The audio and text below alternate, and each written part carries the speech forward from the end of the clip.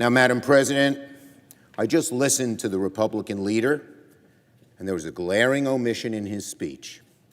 He did not mention what the rally yesterday, my speech, or the case before the court was about: a woman's constitutional right to choose. To the women of America, what we're talking about here, what I am fighting for here, is your right to choose. An issue, of course, Leader McConnell completely ignored in his speech.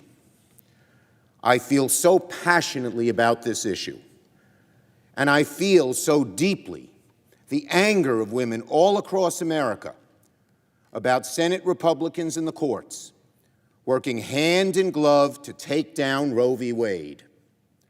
I just read about a woman in Shreveport who, under the Louisiana law, now before the Supreme Court, would have to travel over 300 miles to exercise her constitutional freedoms. And this is happening in states across the country. Republican state legislatures are restricting a woman's right to choose so severely as to make it non-existent. And the courts are now likely to go along because Senate Republicans have confirmed nominees they believe will strip away a woman's rights and fundamentally change this country, going so far as to deny a duly elected president the right to pick a Supreme Court justice.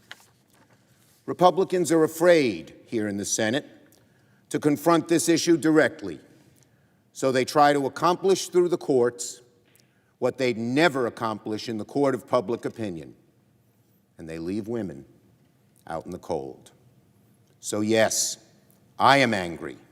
The women of America are angry. And yes, we will continue to fight for a woman's right to choose. I will continue to fight for the women of America. Now, I should not have used the words I used yesterday. They didn't come out the way I intended to. My point was that there would be political consequences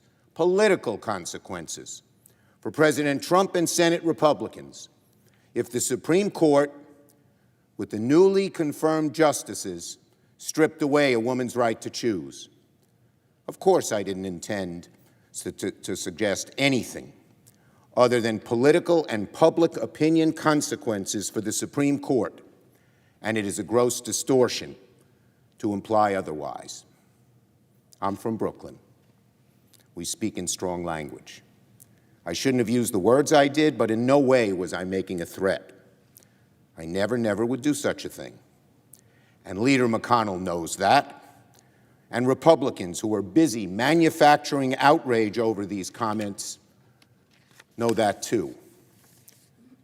Now, what will remain long after the clamor over my comments dies down is the issue at hand: a woman's constitutional right to choose and Republican attempts to invalidate it.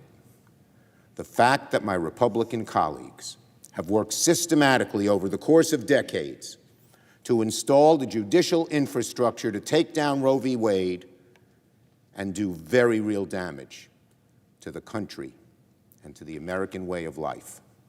That is the issue that will remain.